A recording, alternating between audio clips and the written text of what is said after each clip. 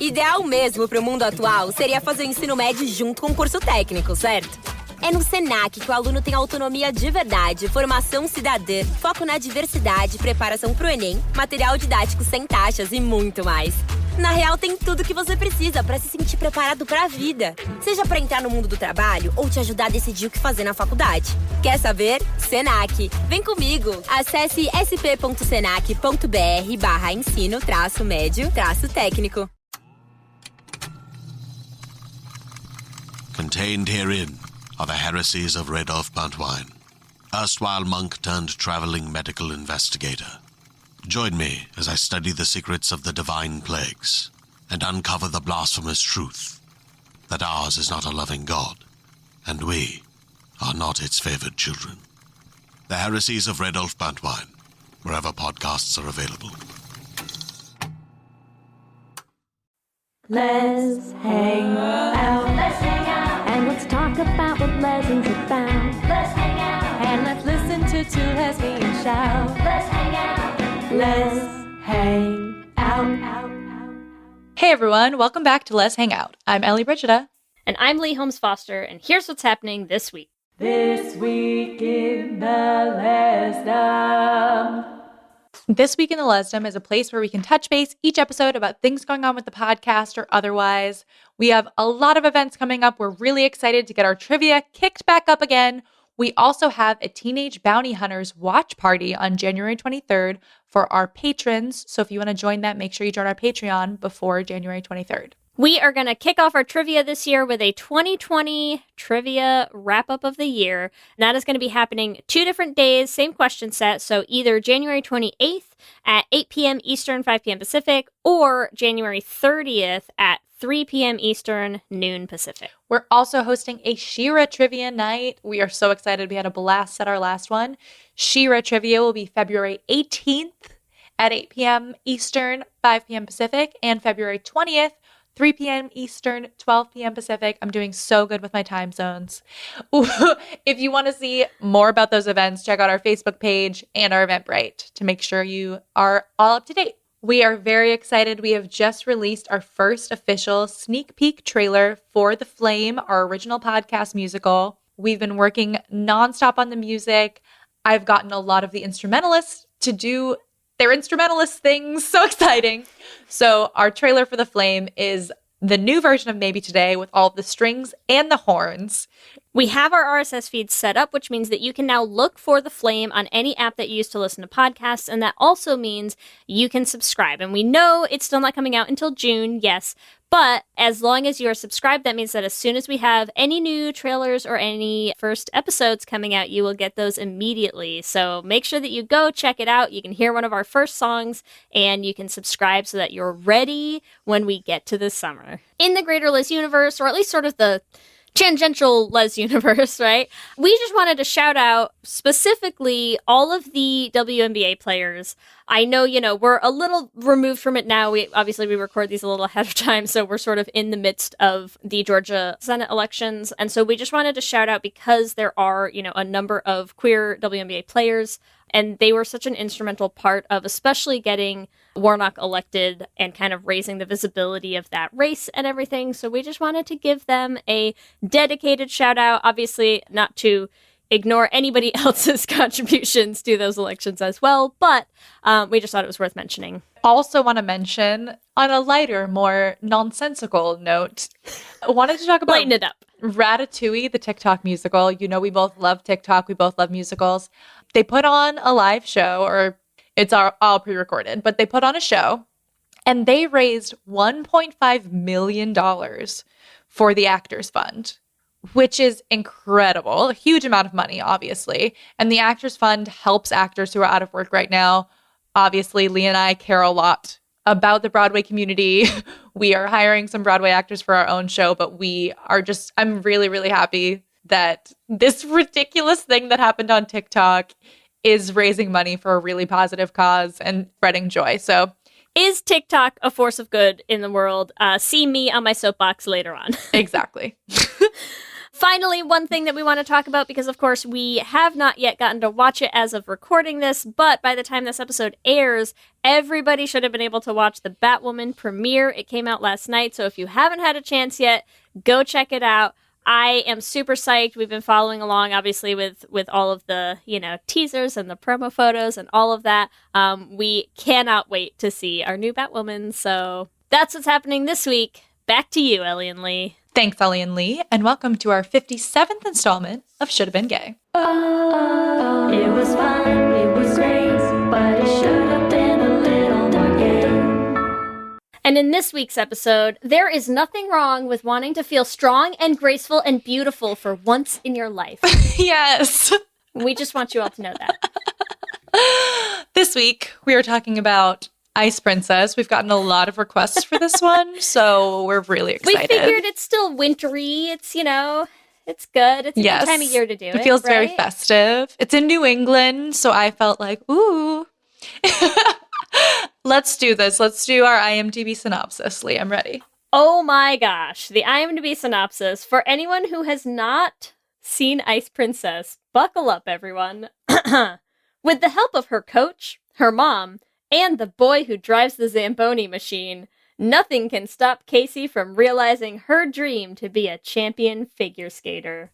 Wow. Can we talk about Hayden Panettiere erasure real fast? Yeah, I figured you would have a big issue with this IMDb synopsis, but I figure you're gonna fix that in your gay synopsis. So I also love how the boy who drives the Zamboni machine is in the synopsis. Is this a joke? Yes. Yes, it is. To be fair, Teddy seems like a sweet boy, but he did not. Look, we're going to talk about Teddy. Teddy did not help her with her skating. He did make the ice smoother for her. Oh, all right, cool. Yeah, anyone who drives a Zamboni can do that. Every Zamboni driver is instrumental in the careers of every ice skater on the circuit. I think that's what this IMDb synopsis is teaching us right I guess that makes more sense now that you say it that way. Look, don't forget the Zamboni drivers, Ellie. They're the backbone of the skating world. God, it's so bad. I can't. He drives it to her pond, for God's sake. To be fair, too, pretty much everything about this IMDb synopsis is wrong. Her coach didn't help her. No. Her mom didn't help her. And the boy who drives the Zamboni machine didn't help her.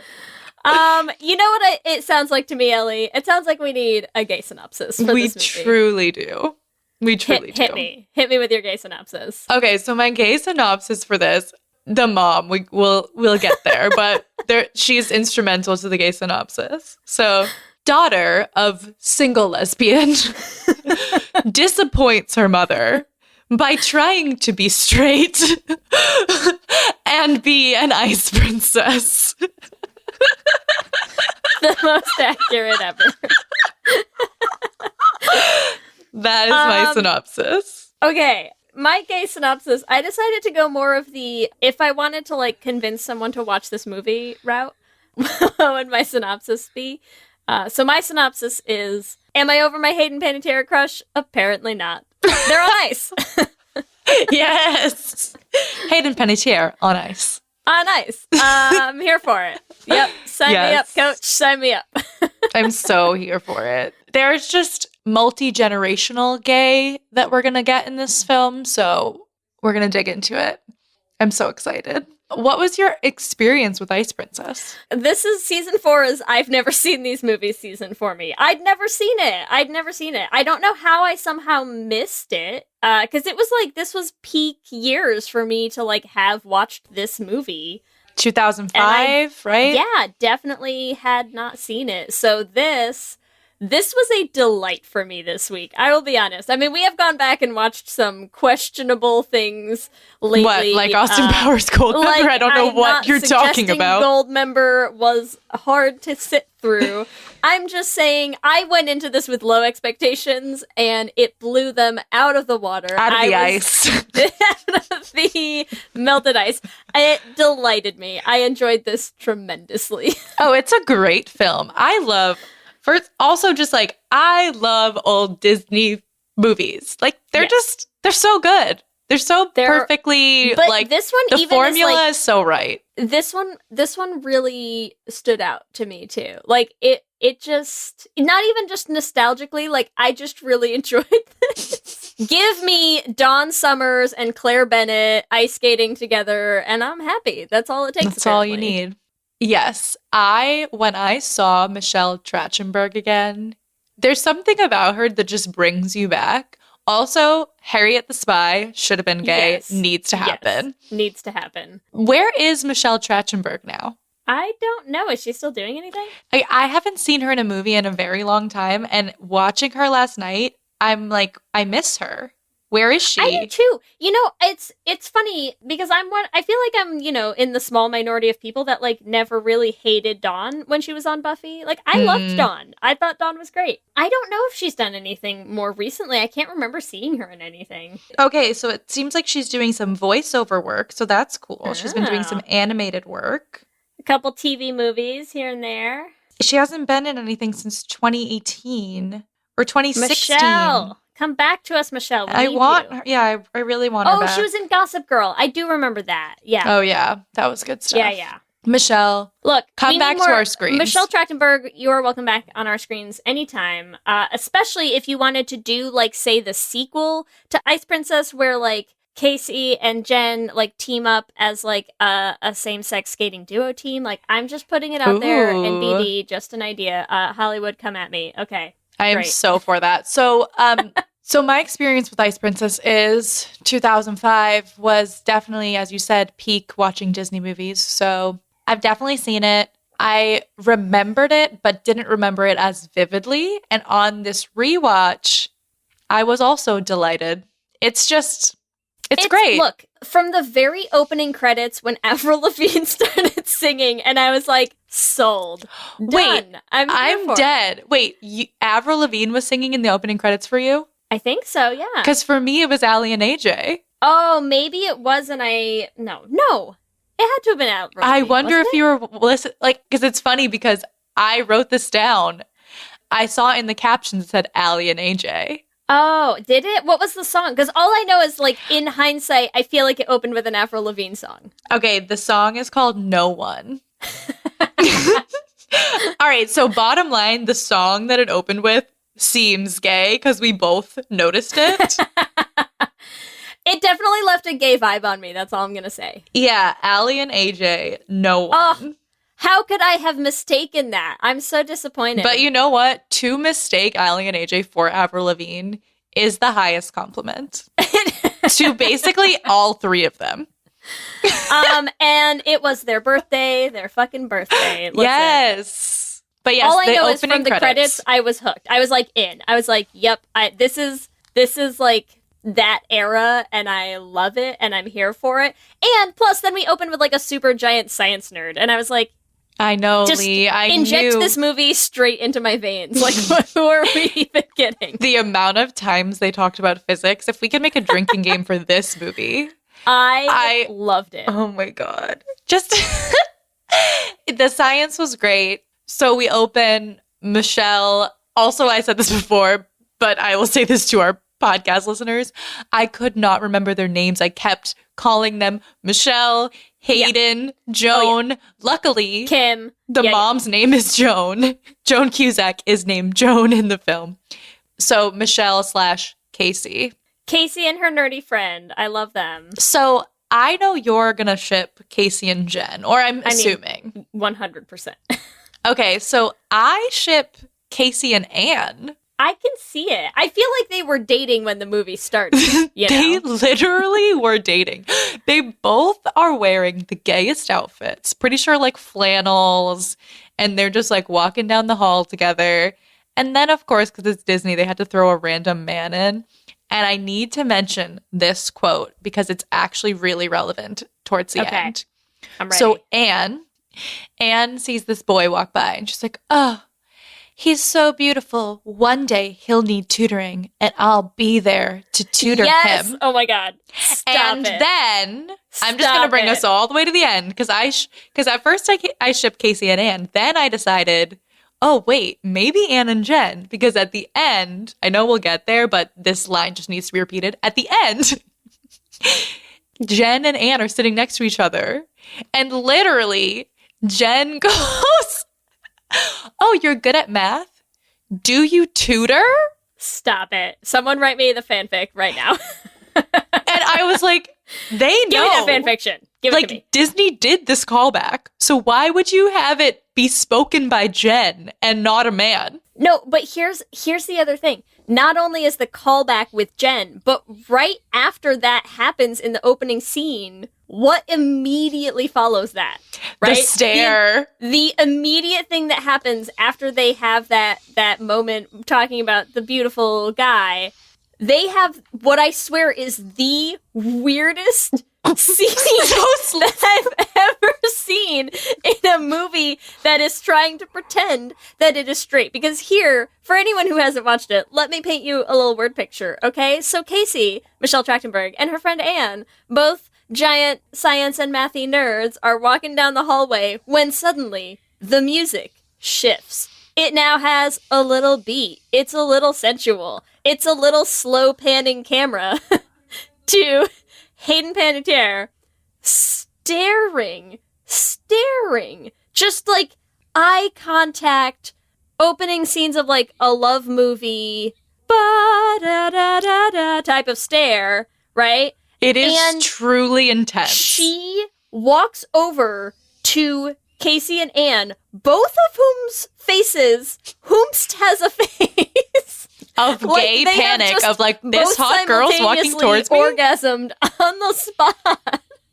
It is confusing, my friends. It is confusing from the perspective of somebody expected this to be straight. Because what is the heterosexual explanation for that scene? Somebody please at us. I literally have nothing. I can come up with nothing. Am I going to talk about this movie for 3 straight hours because we've already spent 20 minutes on the opening 10 seconds of it? Yes. I don't understand. They literally both look like they creamed themselves when she walks over. And so did Lee. But like... It was Look, all I'm saying is I understand where they're coming from, okay? It was. Hayden Panettiere's a lot sometimes. It was so dramatic. I'm like, why did you do this? But whatever. Then she like hands her an invitation. And you're like, oh my God. And she's like, my life has finally begun. I got an invite from Hayden Panettiere. But also Jen walks over and is like, oh, you're so-and-so, right? You're in class with so-and-so, right? And you're like, what, do you have her fucking schedule memorized? Like, yes. Why are you all in love with each other? I don't understand. Who directed that scene and what did they think was happening in it? Because it's so gay. I have nothing. There's nothing. This is all I have. I have nothing. No. It's so gay. So after that, we go like pretty soon into her figuring out like, oh, I'm going to do this like physics experiment with the ice skaters, which literally is just her taking a camera and staring at women's bodies. Specifically and analyzing them. She is like following Jen around with a camera, right? So here's the premise of this movie. Hayden Panettiere walks up in slow motion with like a 4 on the floor beat to Casey and her friend. And then Casey's immediate reaction is like, I know, I'll go film her ice skating for hours for science. Yeah, the straightest movie I can imagine, gentle viewers. There's just nothing straighter than for science. For science. I must zoom closer for science. Yeah, of course Hayden skates, Jen skates, and that's what Casey lands on for the project, for her scholarship. Who cares about that whole storyline? It is gay. Also, Jen spells her name with a G. Gay. That's gay.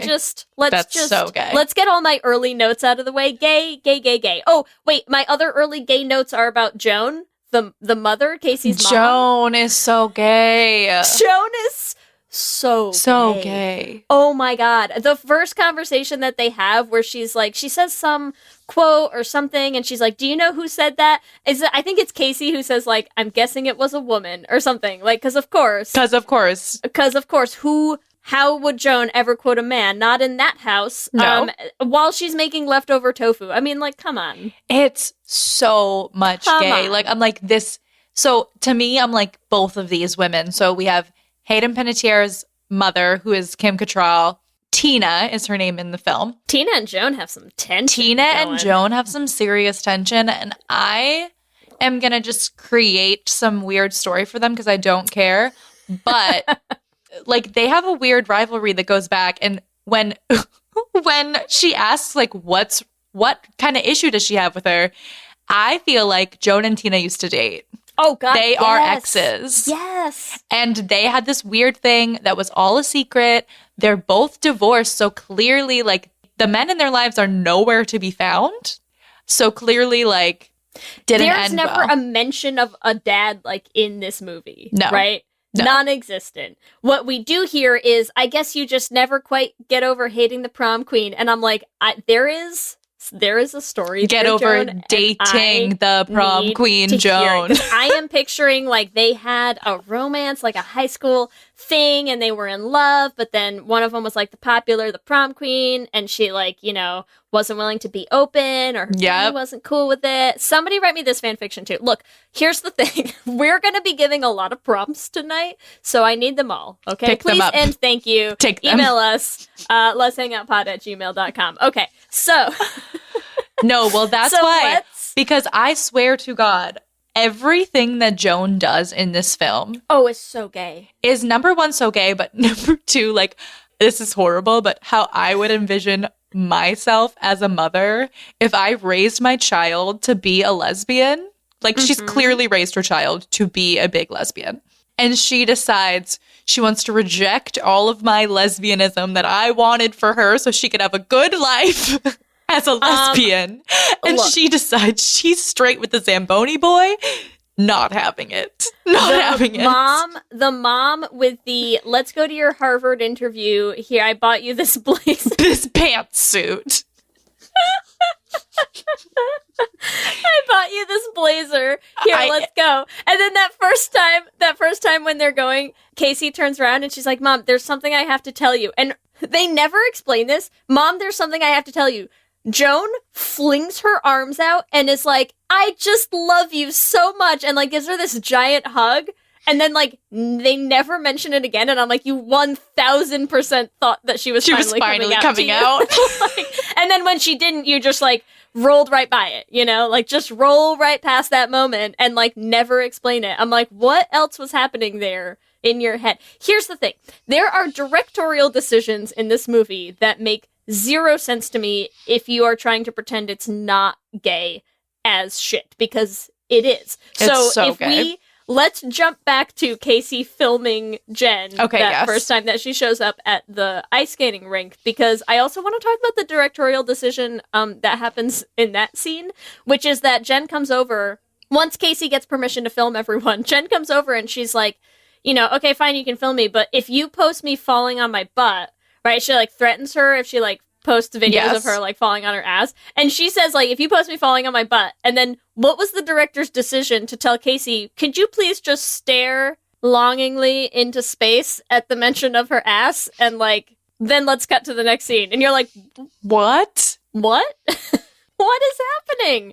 I don't understand. And then as soon as that happens, that's when they introduce Teddy. And you're like, the beard is here. The Hooray.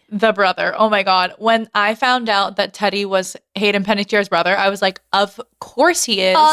Fucking course. It is the ultimate should have been gay trope. Yes. Throw in the brother as a stand-in. Listeners, if we had $1 for every time the brother stood in as the love interest, we would be rich lesbians indeed. Quite rich. Oh, it's so terrible. I hate it so much. And especially because, like, he's just, you know, again, they don't develop that storyline at all. All they develop is Casey and Jen, right? There are so many things with Casey and Jen. Casey joins the skating class and Jen shows up to like demonstrate their little hop jumps, whatever. And like her face watching that happen again. I mean, you know what I truly love about Casey and Jen's love story though? when we first start watching it, I thought it was going to be like an enemies to lovers kind of thing. And I actually feel like I was looking at it from it was actually, they're very supportive of each other. Yeah, they never make her out to be like the bitch, really. Yeah, you it know? was really nice, honestly.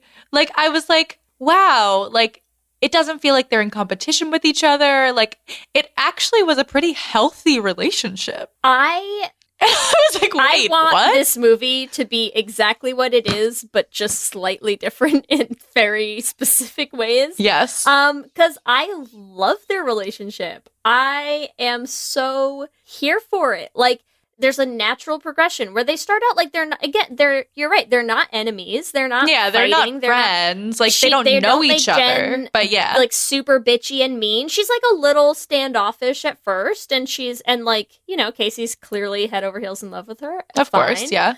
But yeah, like, you watch their relationship progress. You watch her, like, you know, they're supporting and encouraging and helping each other. It's an organic growth to it warms the love your story heart. that clearly was happening. I love it. I love it. Yeah, like too. it's just like it's very like it is very positive.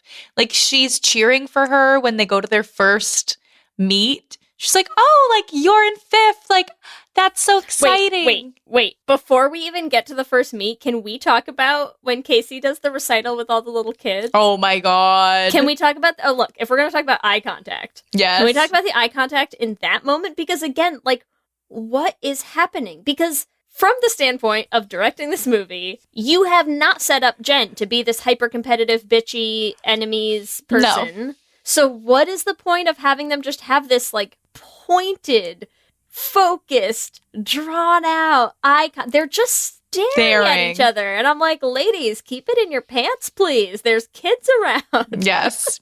No, well, truly, I think Jen is like, oh, I see you. Like, I'm impressed by you. Mm-hmm. She's, dude, Jen's into it in that scene. That's all I'm she's saying. like, wow, hot.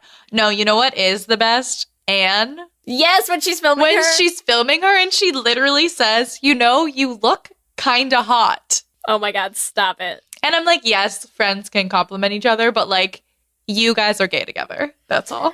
Also, look, there's the eye contact during the recital, and then here's my saddest moment is when Jen then asks her to go to the party. And then you can tell, like, Casey thought it was a date, right? She they like really, show up at this party, and she's like, she's so sad that it's not just for the a party. 2 of them. Yes, she's so like, sad. so sad. It just killed me. And like, I could write so many things about this movie, and like, all of them just get better and gayer every time, right? Because then they show up at the regionals. What is it? Wait, they go to regionals sorry, we need to go back to the party super quick because there's a moment. I'm sorry. I'm getting too excited, Ellie. I can't keep it all inside. I know, there's so much in this film. There's so much in this film, and people have requested it so much. I do not want to miss any details because somebody's going to email us. We're going to be here for 4 hours, I swear. Somebody's going to email us and say, hey, you didn't talk about the hair. So they're at the party, and she's like, let me fix this for you. Reaches behind and pulls her ponytail out. What? She literally... She's like, shake your hair out. Yeah, it'll look just fine. shake it out. And she, like, it's not like she's like, oh, take your ponytail out. She takes it out for her. Well, okay. Look, yeah. While we're talking about people telling Casey that she's hot and Jen doing her hair for her, let's just jump us ahead then to when she's doing her makeup for their competition later. And she's like doing her eye makeup and literally tells her, like, you're hot. And I'm like, what is with this movie? And why are all of these girls so into how hot each other are?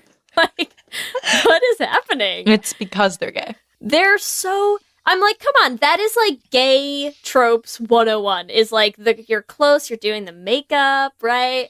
You're having that moment. You're like, wow, you look really hot right now. Like, yep, there's so many moments. Okay, Disney is what I'm saying. Also, like, I know Jen's supposed to have a boyfriend. We see him, twice. He brings her a burger. They kiss at the party. Like, it's horrible. He's non-existent. It's horrible. He's non-existent. Teddy is there a bit. Like, they do bond over physics, fine. But we've also seen in this movie, her passion is not physics. Her passion is ice skating. So they're trying to like put this thing like, oh, their passions line up. Actually, no. Her passions line up with Jen. With Jen. But we're going to just pretend the Zamboni boy. Let's take a minute. We'll hear some sponsors. We're going to come back because go figure. I have more thoughts about Jen. With something like 5 million podcasts, finding a really good one can take a ton of time. So let me recommend one. It's called Something You Should Know. I'm the host, Mike Carruthers, and in each episode, we discuss topics that can be really helpful, like how to read people better, the psychology of crowds, or fun things like the story of Legos, or why you probably wouldn't be here if it weren't for horses. Something You Should Know is the name of it, wherever you get your podcasts. Hello, my name is Alison Larkin, and I'm a writer, comedian, and narrator and host of the Jane Austen podcast.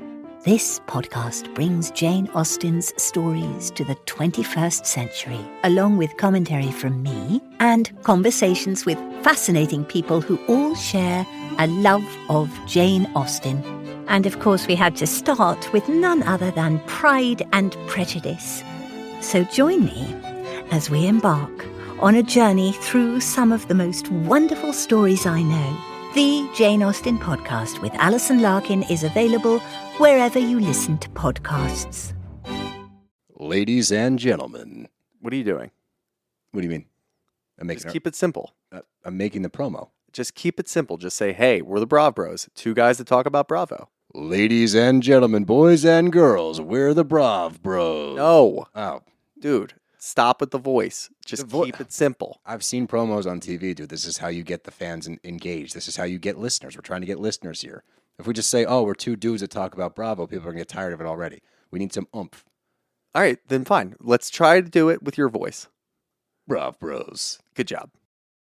Hey, do you like true crime? Me too. And I know what you're thinking. There's so many true crime pods out there, you've already heard all the stories. Well, what if I were to tell you you're wrong? I'm Leroy Luna, the host of Excuse Me, That's Illegal, the podcast that takes a hardcore look at softcore crime. I've got a back catalog of hundreds of bizarre and hilarious stories just waiting to be heard by you. So come join me. Excuse Me, That's Illegal is available anywhere you get your favorite podcasts, with new episodes dropping on the 10th, 20th, and 30th every month, baby!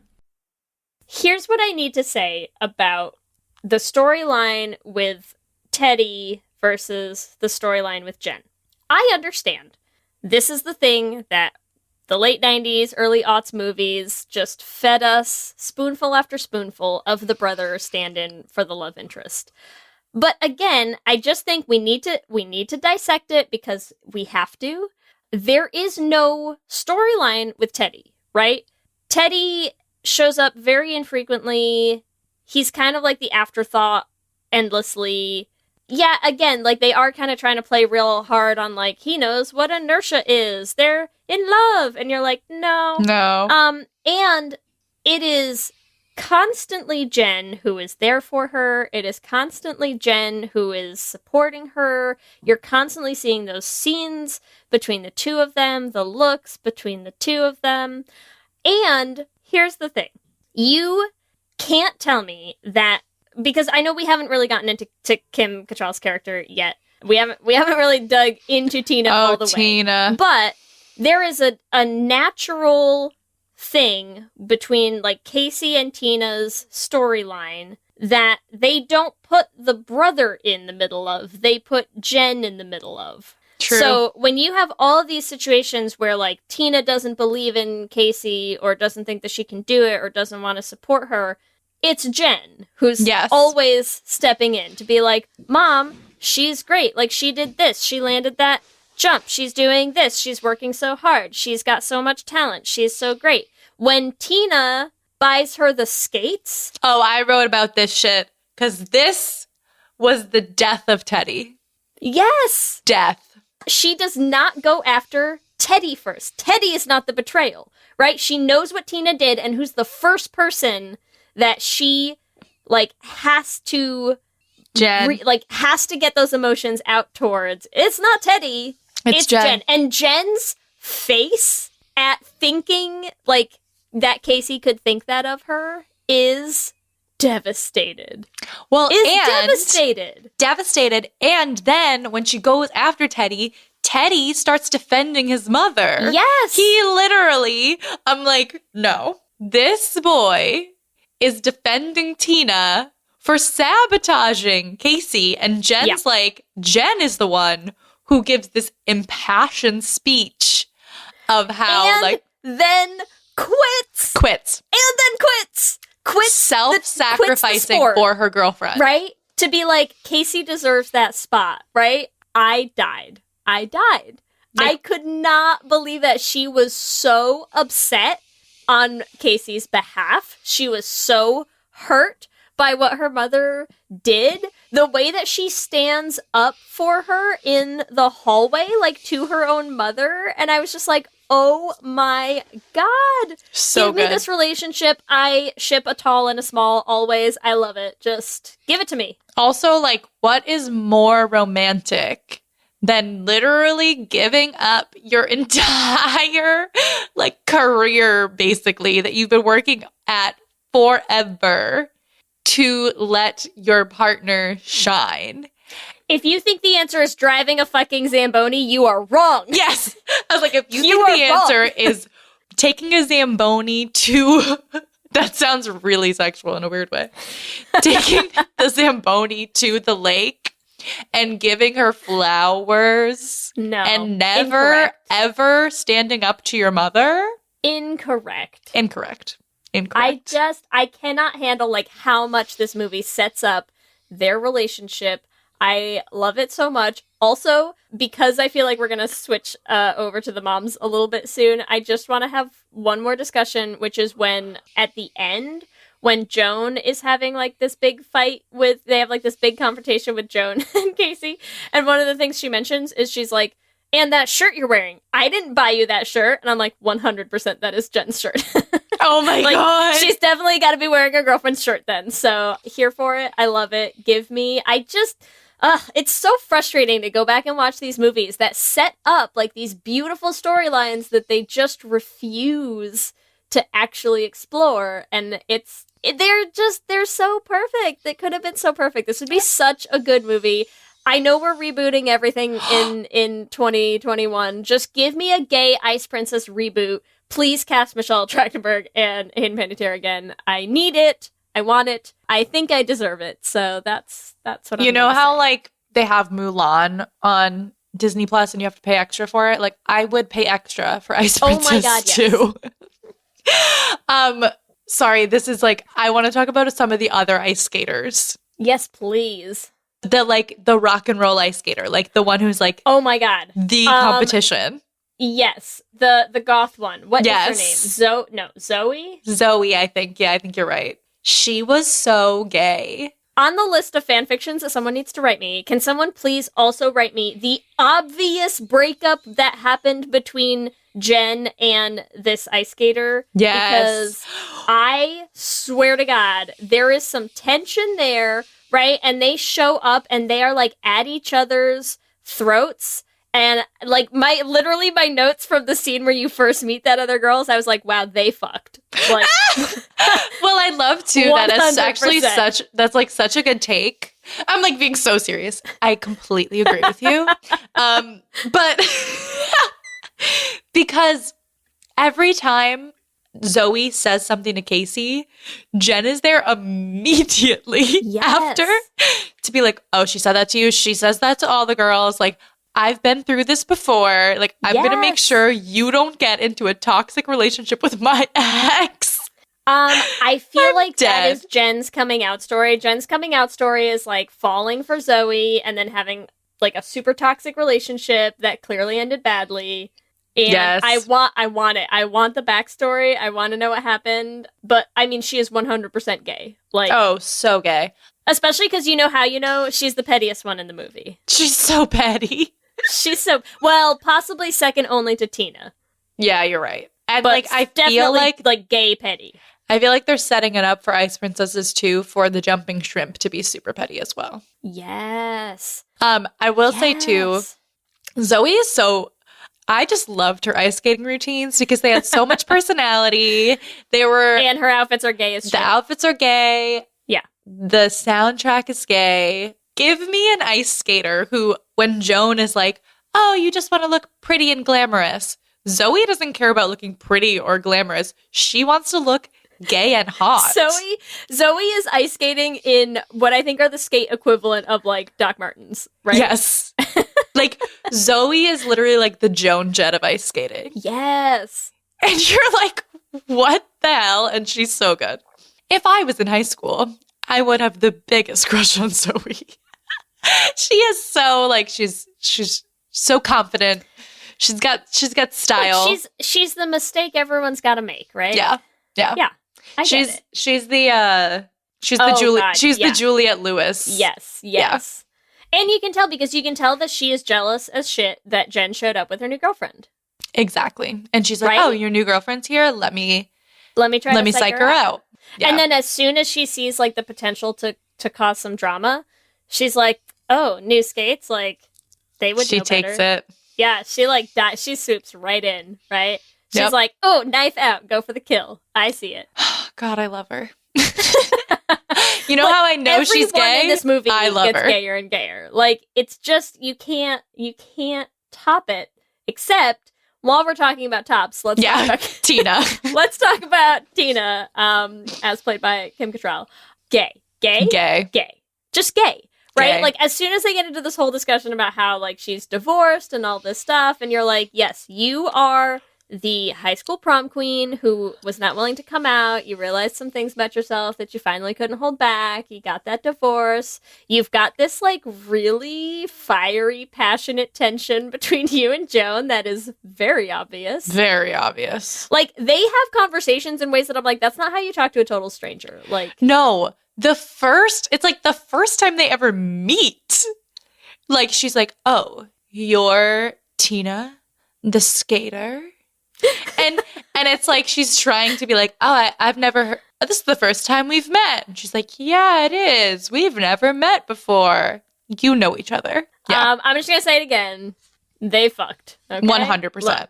100%. A lot of people in this movie have some history, okay? Yes. But yeah, Joan is like so angry. First of all, so angry that her daughter's straight, whatever. But more so that she's spending so much time with Tina because she clearly is like, okay, so my daughter's spending all this time with my ex. Like, this can't be happening. That's totally what it is. Oh, God. Like, I cannot handle how gay Joan is. I just can't do it. Like the everything outfits, I look at for my notes, the outfits that she buys Casey, the fact that she like has that moment where she's like, "Oh my God, you're coming out to me. Wait, what? I guess you're not ready yet. Let's blow past it." And then they go to the thing, the event that she's at, like it's like this little icebreaker thing. And do you remember the girl with the rocks? Yes. Where she's like that there's this and that rocks, and then we do this thing and it rocks, and I'm like, Joan could not be more obviously trying to hook Casey Set up them with up. that girl. She's literally like, oh, you're going to be spending God. lots of time together, huh, girls? What? I think she literally says scads of time. Scads, she is like, please date my daughter. I will like pay you money, like cold hard cash to date this girl. Oh my God. She is so invested in Casey spending time with this girl. It is a little much. Yes. Much like the Blazers and the tofu. Like, go a little, ease back a little, Joan. Pull it back. She can't. She is so against, like, it's not even the skating that bothers her. It's, like, the heteronormative, like, you know, reinforcing the patriarchy outfits of it. Like, she doesn't even care about the skating. She's like, I can't believe you're going to wear those twinky little outfits. And you're like, well... I know. And it is like too, I know we're so harping on Joan, even though we were talking about Tina, because Joan is so gay. Mm-hmm. Literally, she was cracking me up. Like, I was just laughing out loud. I was like, this woman is forcing lesbianism on her daughter. Well, and I feel like they're doing the same thing to their kids that they must have had, right? Like, you can see how Joan must have been the, like, out and proud lesbian in high school, and now she's like, it's okay, Casey, I'm here for you. You love who you love. Yes. And then Tina is like, I repressed this for years, and, like, I'm going to make my daughter into this, like, straight, perfect, like, picture-perfect skater and all this stuff, and you're like, just stop the cycle, ladies. Stop the cycle. Just get together. And let's talk about Joan and Tina, because they have this big confrontation where they're just like fighting at each other. And So it's getting a little warm in here. Is it just me? right? It's so heated. Okay. And this is like the last thing that happens between them before we see them in the final scene. So it honestly cracks me up because they have this huge confrontation. Then Joan finally comes around and comes and watches. And as they're walking out, so the final scene of the like entire thing is basically Joan and Tina co-parenting Casey as they walk away. Literally, my notes, the last thing I wrote on this movie, Ellie, I just wrote the moms at the end. Yes, like they're bickering and then they're like coming up with compromises at the same time. And I'm like, how long have you been married? They sound married. They've been waiting a long time to get past their high school drama, I think. Yes. Now, the only thing that's problematic about that is, does that then make Casey and Jen stepsisters, and is that weird? Yeah, that's why like I don't really ship Casey and Jen, because I ship the mothers too much. And I really I wish they gave us more of Anne, because she just seems like a solid, like, good friend. Like, so I was shipping Jen and Anne as well, because this is also in the last scene. It's like the tutoring thing that I said. And right after she says, "Oh, do you tutor?" Then they throw a heteronormative thing and they're like, "Oh, do you know any cute boys?" I'm like, are you serious? But then after, when Casey does really well, she doesn't win, but she does really well. They're jumping up and down and they hug and then they stop and they stare at each other. I noticed that too. And then they hug again. And that is such that is coded. That is so, you know that scene at the end of She's the Man where the two gay guys are clapping and they look at each other? Yes. You know what I'm talking about, right? Yes. Like that was that scene. Yeah. Where they're like, But it's also like every scene of a movie that actually goes gay, right? Where you have that moment where it's like one of you goes for the kiss and then you stop and you like see where you both stand and then you're like, we're both into this, and you go right back in. That is that scene. They just did it with hugging. Like you cannot convince me that is not a stand-in. That is coded. That's what's happening. That was like the weirdest scene to me, because I was like, this is truly gay. Like, you literally threw in a moment where you look at each other Jen likes them smart. That's all I'm saying. Okay? Yeah. So I think, like, Jen at that point was like, I like Casey, but Casey's with my brother, so, like, I'm just gonna get over that. But Anne's pretty cute. I could see it. I could see it. I mean, either way. Look, give it all to me. I don't care. Yeah. Either way, all three of them are gay. It's just, like, how are you gonna pair them up? So should we jump into our ships then, since we're here? Since we've landed here already? Yes, let's do it. Already, like 75 minutes later. But yes. Let's talk about some ships, because there's a lot of them, and I'm honestly here for all of them. There's not a ship you could name, unless it involves Teddy in this movie, that I'm not going to be into. So let's talk about our big ships. I'm going to put Casey and Jen out there just because I like their storyline. I like the supportive friendships to lovers. I feel like there's clearly some chemistry there. Yes. There's too many scenes of them just like pointedly staring at each other with like an awkward amount of eye contact for us to say that there's no chemistry there. False. Oh, I support Casey and Jen wholeheartedly. Okay, yes. So what do we want to call them? JC, Kaysen. Casey. Yeah, I like them all. Any way you throw it. I don't even know their last names at all, so. Their last names are apparently Carlisle and Harwood. Carwood. Harlisle. Those are nice names. Either way, they fit together like a glove. They do. They really do. Like an ice skate.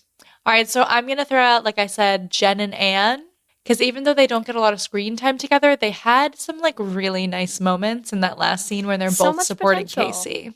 Yeah. And I'm just going to call them Jan. I love it. No, I agree. I think there's untapped potential there that we needed to see more of, Maybe Agreed. just like cut Teddy out and replace it with more Jen and Anne scenes. I'm give us some tutoring scenes. That's all I'm saying. Right? I want to see what happens in their tutoring sessions. Who else do we I mean, have? obviously Joan and Tina. They are like life partners. Gina. Are we going Gina? Gina, yeah. I like Gina. I also am going to throw out Casey and Anne. Yes. Yes. Kaysan. Can we do the can? Yes. Yes, we can. I'm also going to throw out Jen and Zoe. Joey, because they have a terrible ship name, and that makes a lot of sense because it was toxic. So toxic. I'm also going to throw out...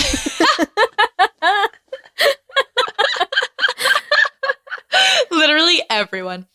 But I also am going to throw out Zoe and the jumping shrimp. Ooh, Zoe and Nikki. Shrimp.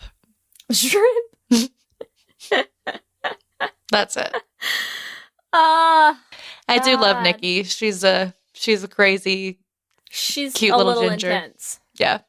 There's so many people who could have been shipped together in this, but I think we all can agree that Ice Princess should have been gay. All right, it's time for our Q and gay. Let's do this. Q and gay. All right, I'm going to ask the first question because it's a good one for you. Question 1, what kind of nerd are you? A, physics nerd, B, math nerd, or C, Zamboni nerd? Oh, I guess I'm going to have to go with physics nerd. I think that's probably the closest. But what would you're a chemistry nerd? Is that what you're trying to say? Yeah, I'm more of a chemistry nerd. But really, all of my chemistry was secretly physics, so I think it counts. Physics is everything, really. It's fair enough. I'm okay with math nerds, though. No hate. But not Zamboni nerds? Well, not if they're Teddy and they're just the beard who ruins the movie. Yeah. True. Yeah. Give me a hot female Zamboni driver and we'll talk. Question 2, Ellie. What's your go-to snack at the rink? A, hot dog, B, nachos, C, popcorn, or D, a salad? Definitely not a salad. I'm going to have to go with nachos. I love cheese. Can you imagine how sad like an ice skating rink food stand salad must be? It's just like so iceberg sad. lettuce and a paper plate. So sad.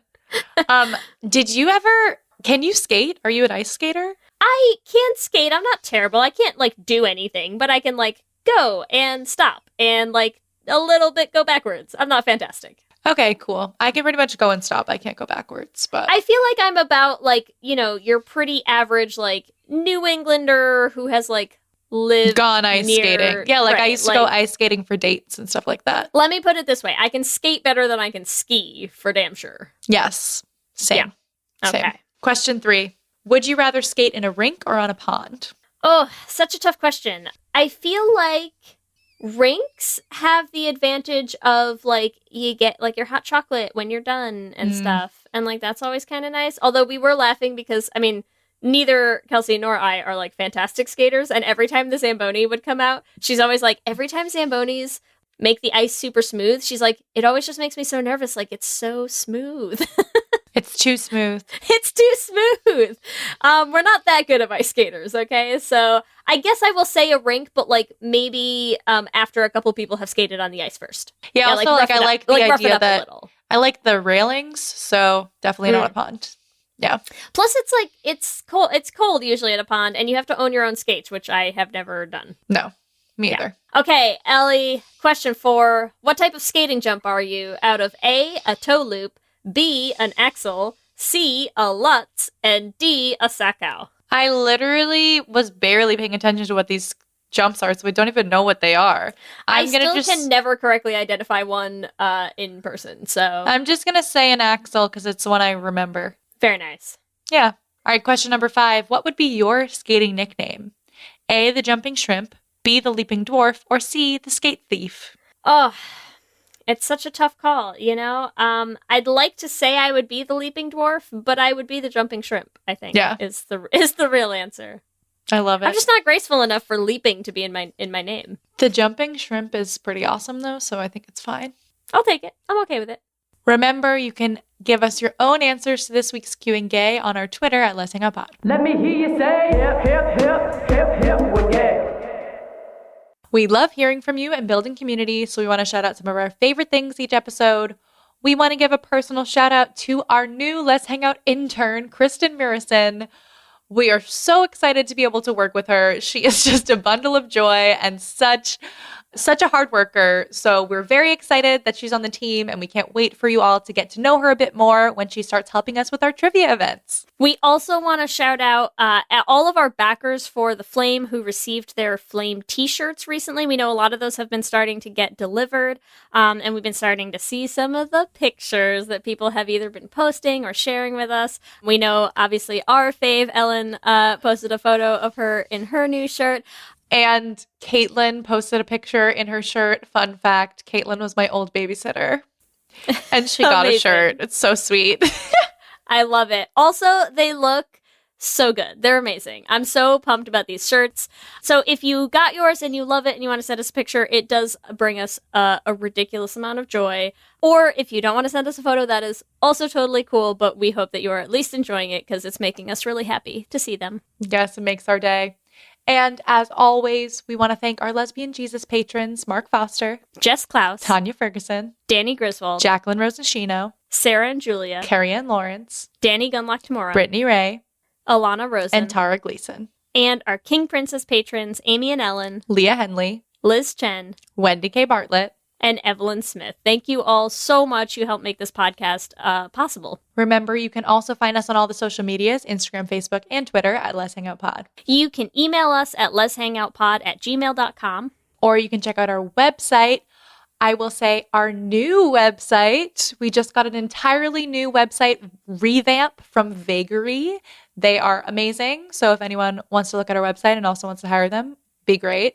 But you can check out that new website revamp at letshangoutpod.com. Whatever app you use to listen to podcasts, make sure that you subscribe. That way you'll get new episodes as soon as they go up. We're also posting videos on our YouTube channel, so make sure you subscribe at youtube.com/letshangoutpod to catch them. If you want to help support the podcast, there are so many ways that you can do that. The first one is to just leave us a rating or a review on the Apple Podcasts app. It's so easy. We love reading the reviews, and it helps new people find the podcast. If you want to support us financially, you can do that at bit.ly/lespatreon.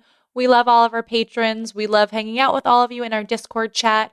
We also have a new feature where you can do an entire year of Patreon support for 16% off, which is huge. So we'd love to have your 2021 joining us at our Patreon at bit.ly/lespatreon. If you want to get some merch, we have all of our designs up on our TeePublic. You can get them on all sorts of things like tank tops and t-shirts and mugs and totes and masks and all sorts of stuff. You can find that at bit.ly/lesshop. If you want to find us individually, you can find me at Ellie Brigida on Instagram, Twitter, and TikTok. And you can find me on Instagram, Twitter, and TikTok at LSH Foster. With that, I'm Ellie. And I'm Lee. And let's hang out again soon. Let's hang out.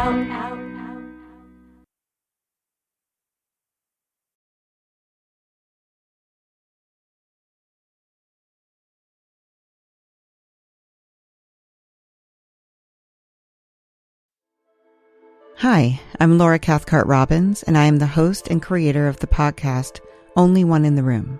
Every week, my co-host Scott Slaughter and I invite you to join us and lose yourself in someone's incredible Only One story.